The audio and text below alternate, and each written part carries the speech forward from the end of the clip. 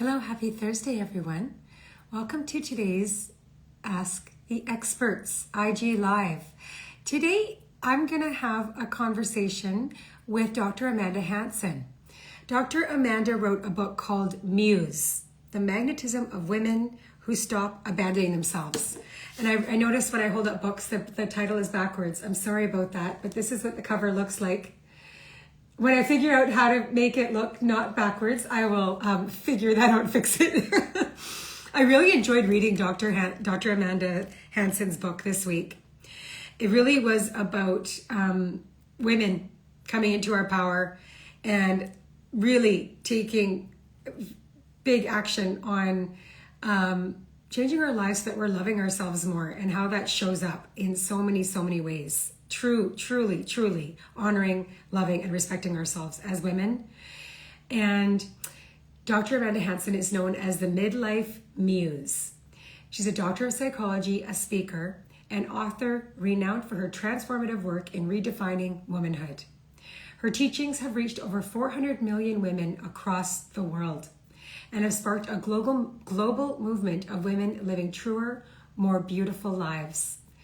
Throughout her 25-year career as a psychologist, Dr. Amanda's work has exposed the patriarchal structures that keep women small, quiet, and at war with their bodies. Her approach combines clinical psychology with proven ancient holistic methods and sees the female body and mind as harmonious systems. So today we have 30 minutes with this very wise woman, and I am going to be watching the chat. I really hope that you tune in and listen and ask your questions of Dr. Amanda Hanson, because this is your opportunity. So I'm going to ask her to join and we'll get started. Yay, Dr. Amanda.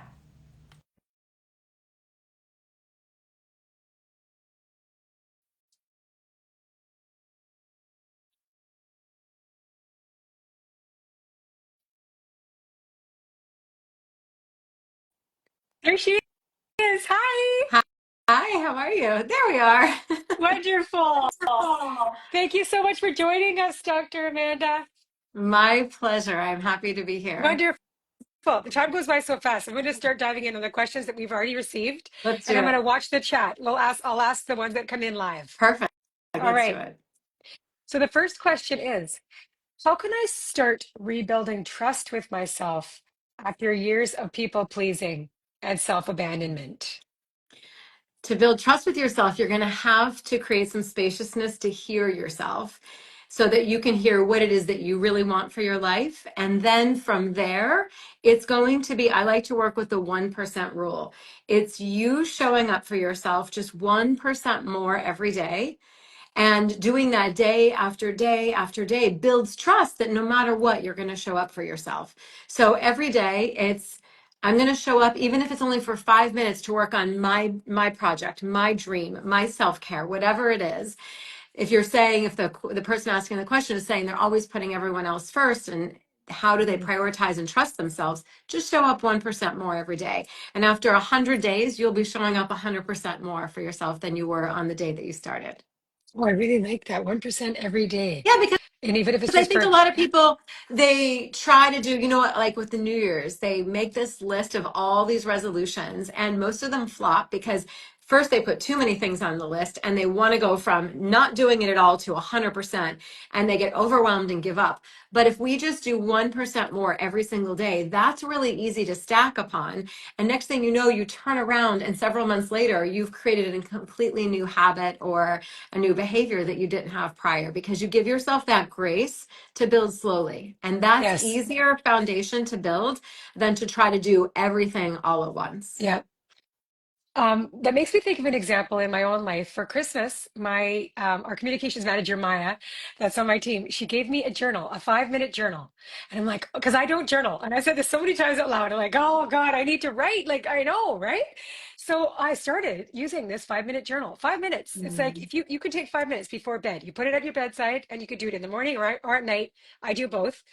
And guess what? Now I'm writing a book. So it's like the practice does change your mind, and it changes your habits. You're And it's giving myself that 5 minutes that's now turned into something that I didn't think that was going to be in my future. So there you go. A great That's beautiful. example. From not journaling to writing a book. I think that's a Right. There great you example. go. I You love just never know how this. these things are gonna transform your life. Never. No. So this next one is I often feel guilty for wanting more freedom, more rest, more joy. How do I move past the guilt? Oh, The only way to move past the guilt is to understand the system that you are entrenched in. If you are entrenched in a system and in a world that wants women to feel badly about wanting something from themselves, you have to look at, okay, why would a system set that up? The patriarchal system has set up women feeling guilty for wanting anything from themselves because that's how we keep women enslaved to service, to giving to everyone else. As long as she never hungers for herself, she'll feed everyone else first. So don't even let her think that wanting anything is okay, it is safe. As a matter of fact, maybe even have her think that she'll risk losing love if she wants something from herself. So you can't just go from being entrenched in that kind of a system to just being like, you know what, I want more for myself. You have to understand why that system exists and how you doing something different than what was prescribed for you will possibly result in things changing and the status quo as you know it, and being prepared for that change. We oftentimes, when we women step out and go for something we really want, we may lose friends, we may lose people that we love, because often those people came into our lives because they liked us the way we were, and they liked us complicit, they liked us small, they liked us in service. And sometimes when you outgrow that and take up more space, the people who were standing there before will no longer feel comfortable. So at some point, you're going to have to abandon someone. Are you going to abandon yourself? Are you going to abandon the people around you? oh, that was that was big. What you just said. Mhm. At some point, you're gonna have to abandon someone. And let's not abandon ourselves anymore. That And is the what we're. people who really, really love you are going to be standing there watching you soar and Yes. celebrating you and cheering and supporting and loving and asking you to go bigger and higher.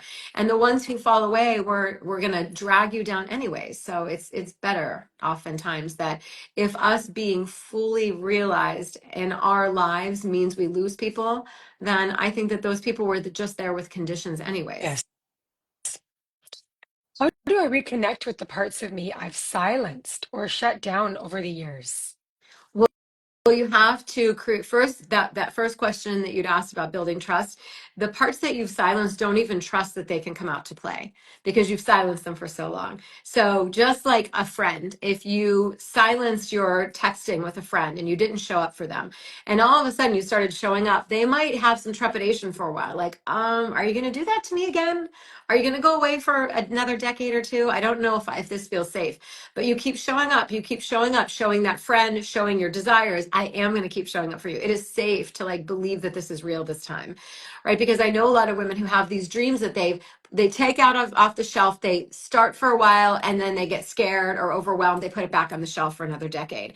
And so the dream doesn't trust that it can actually start to come to fruition because it doesn't trust that you're going to actually do the thing to make it happen, that you're probably going to put it back on the shelf anyways. So again, just like that 1% rule showing up for yourself, it's showing up for your dreams 1% every day. I help women build businesses all the time. We don't go from it being a dream to execution and having it a full-fledged plan in a matter of weeks or months. It is, we have to keep showing up for the things that we don't love as much. We have to keep showing up for the uncomfortable parts. We have to work on the visibility so we can actually bring this to fruition. But it's that diligence and that showing up again 1% every day for your dreams, and also creating spaciousness to hear what it is. If you've abandoned yourself and haven't been living into that for so long, it's going to require you to create some spaciousness so you can reconnect with the parts of you that you have silenced for a long, long time. You make a good point there. I mean, there you're working with thousands of women all the like hundreds with your workshops, everything you're doing, and you must hear this. It's like, well, I don't know what my dreams are. I there that's complete silence. Like I'm not hearing it. I don't know what that's so you're saying the spaciousness, that's what so that you can hear or you can Spaciousness, recognize. so you can feel. so you Yeah. can feel your life. Like I'm actually, believe it or not, this is the only thing I'm doing this week. I'm taking this entire week off for deep rest and integration because I was in Barcelona running a huge event for women from around the world. And then I hosted my retreat for all of my clients from around the world here in my home this past weekend. And then I was taking a full week to be deep, deep in digestion and integration because as a leader, I too need spaciousness occasionally so I can hear myself so that I can keep expanding my work. But if I'm constantly in service, service, service, do, and I don't create spaciousness, there's no room to receive and expand the downloads for the next iteration of my business and this journey. Just today, I was running an errand, and which I'm hardly ever even in my car running errands anymore. I've like hired people to outsource everything because I don't have the time.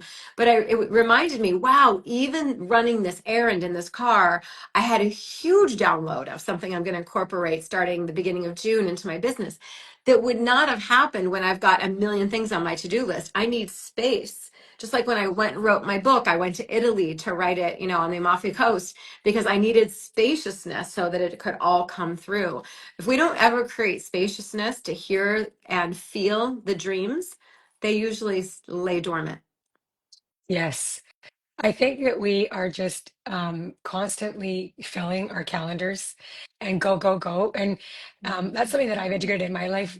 I would say even the last year or a little bit longer, but that's not very long to say that, right? As a 47-year-old woman, that actually, if I need rest, okay, I'm going to lay on my couch in my office and have a nap. 15, 20 minutes, whatever it is, right? Yes.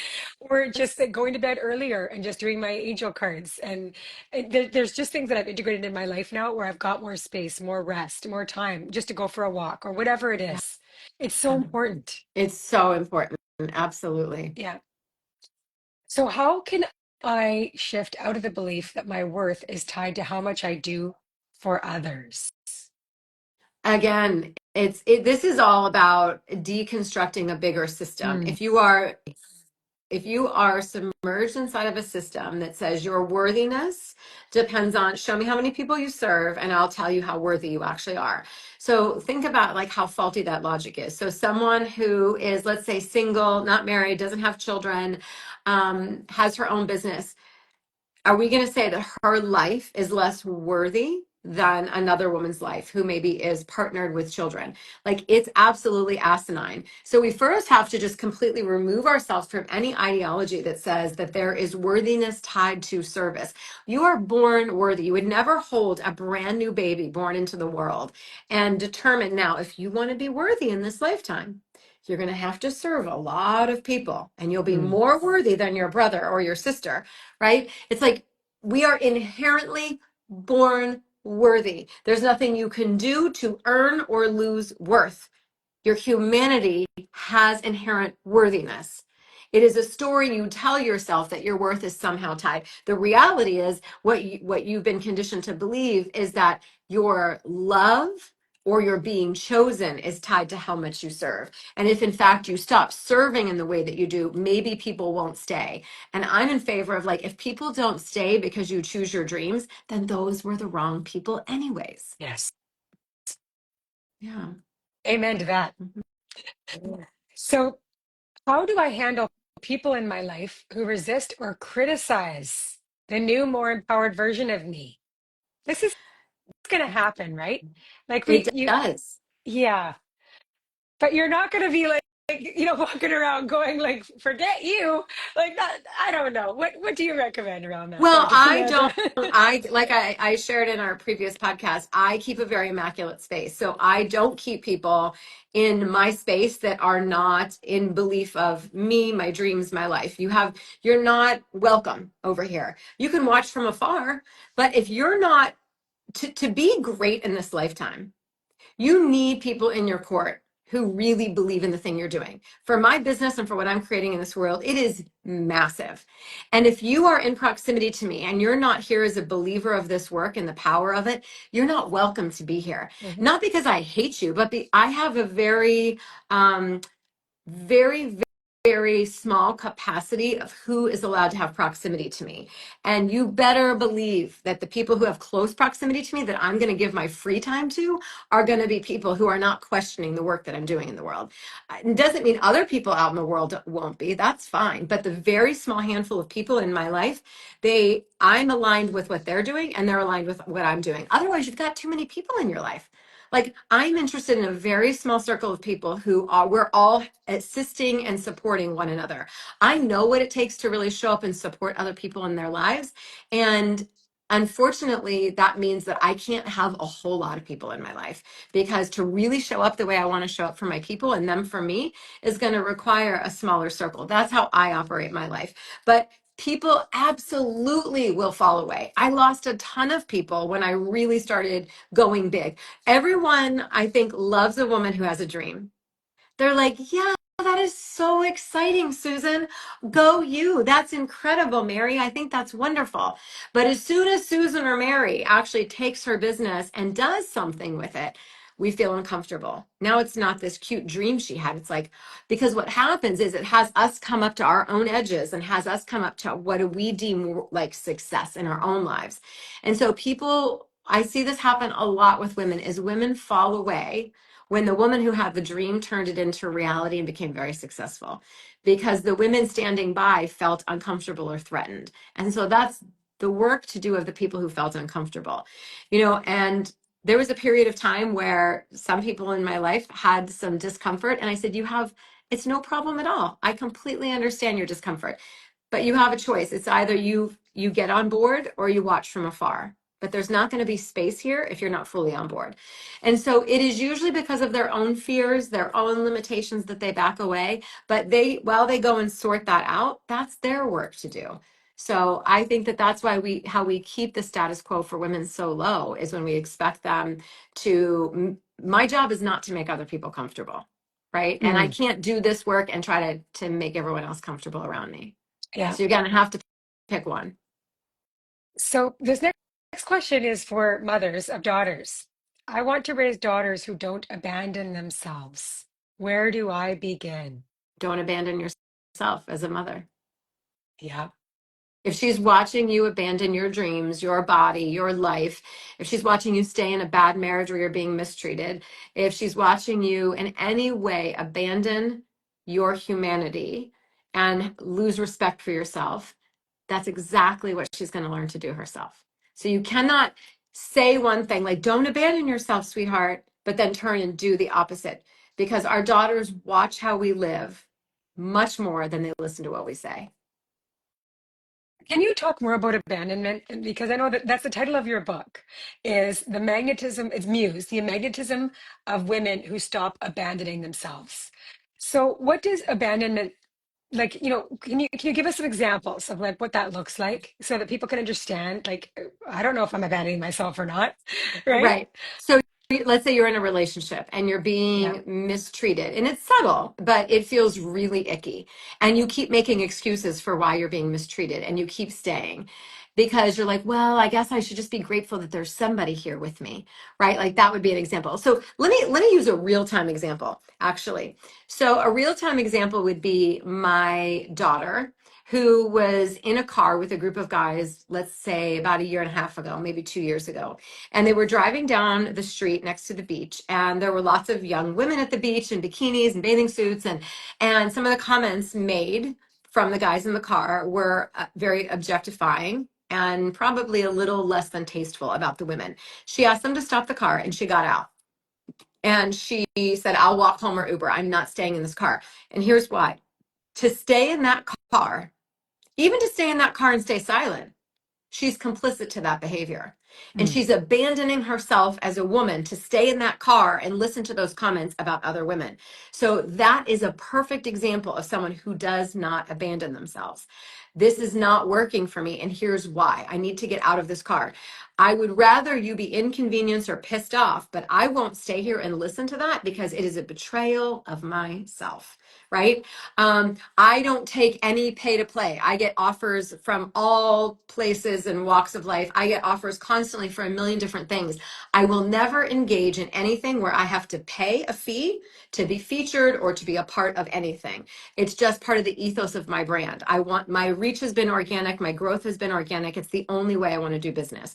So I won't abandon myself by, or this business by going in a back door and doing something that feels really icky to me, because I'm like, well, but it'll really help with, my accounts. It'll really help with visibility. I will not abandon what I know to be ick for me. So yeah, those are just, everybody's got their own different ways of abandoning themselves, but it because inside it feels really icky when you do it. Yeah, you're not feeling in full integrity. Right, right. Because we can say a lot of things, but what I'm always interested is like what's happening behind closed doors, right? When you're saying, and that's what we do in my work, like there's this whole new way of learning to be a woman.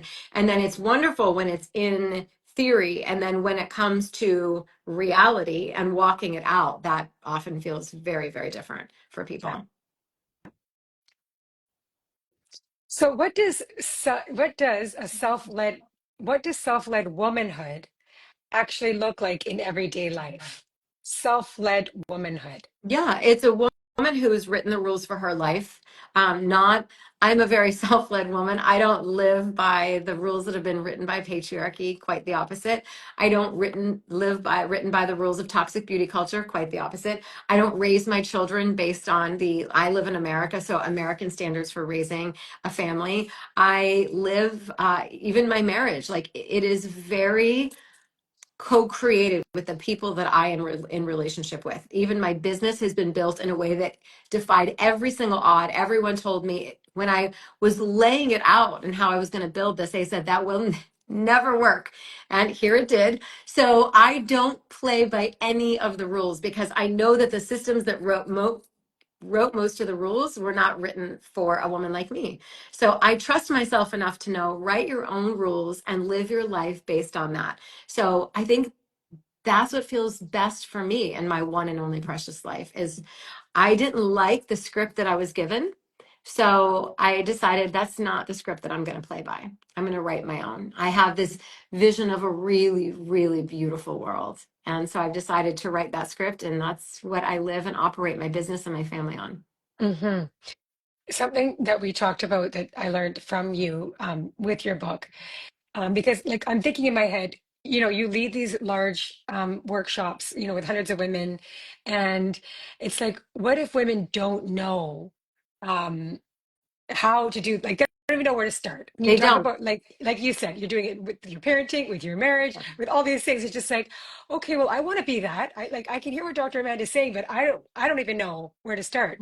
So do you have and something we talked about in the podcast is we are so easily, we can easily write down our gratitude lists, our things that we're grateful for, because like, all the women I know, it's like that's our language. It's like we know what we're grateful for and we live through graciousness. But I'm wondering about your desire. You say your desires, right? So maybe you could start there, is writing down what are your deepest desires, thinking about it, taking time, taking space Right. to really acknowledge your deepest desires. And Right. And then having right. a collective or a team who is fanning the flames of it, right? Because it's one thing to identify them, but then to know what to do with them. And if you're in a system or a culture that does not actually support those being walked out or coming true, then you're going to have to create a collective that will help support the way forward to bring that to into really walking it out in your life. Mm, So it's okay, very okay. layered, right? It's very layered. Yeah. So this next question, I think we've talked a lot about this in this conversation, but the question is, I feel like I've lost touch with who I am. Like Yeah. just Well, most And if you've been women abandoning, do, right? yes, and so if you've been abandoning yourself, or you don't know yourself, and it's like, let's just say it's been all about your children, all about your husband, your partner.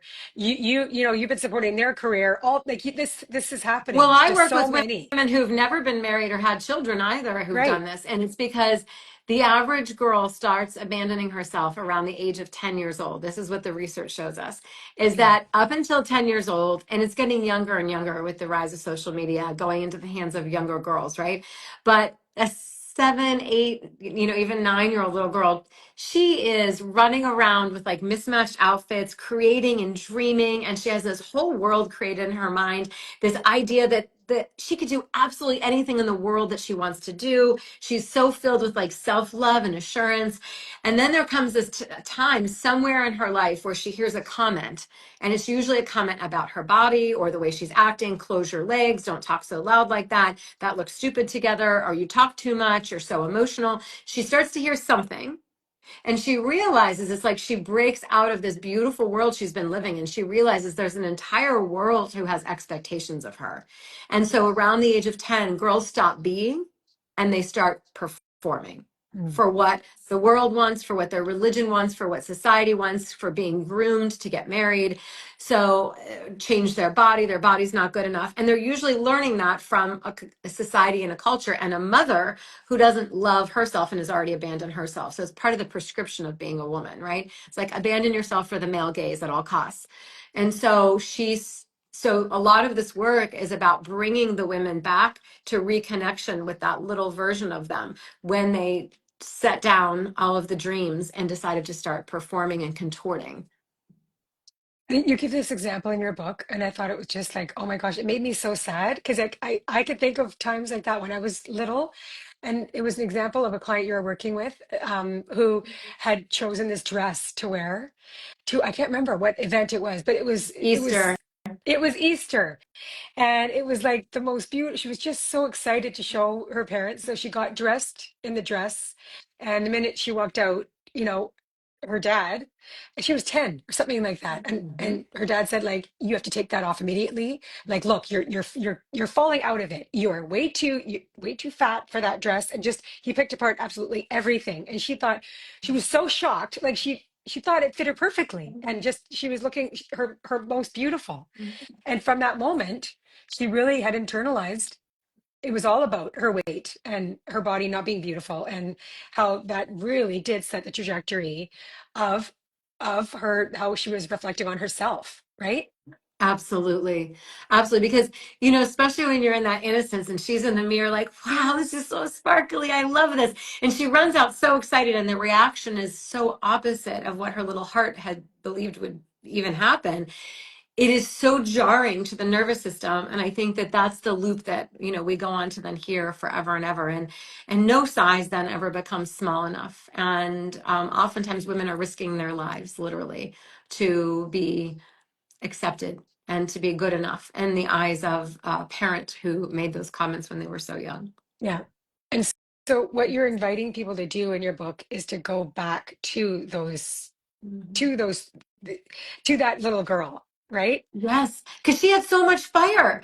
And so if we Right. can just bring that fire back to the woman you are now, and this is a big part of what we do, there's all that potentiality still lives inside of you. It's just been buried. So what I like to think of my work as is like she's 10 years old, she looks up, that moment happens, and then what happens? The patriarchal rubble starts to just get piled up on top of her. And eventually she can't even hear or feel herself anymore. She's just performing. And so my work, we come in and one by one through the journey we go on, this really deep deconstruction is one by one, we're picking up the patriarchal rubble and we're removing it.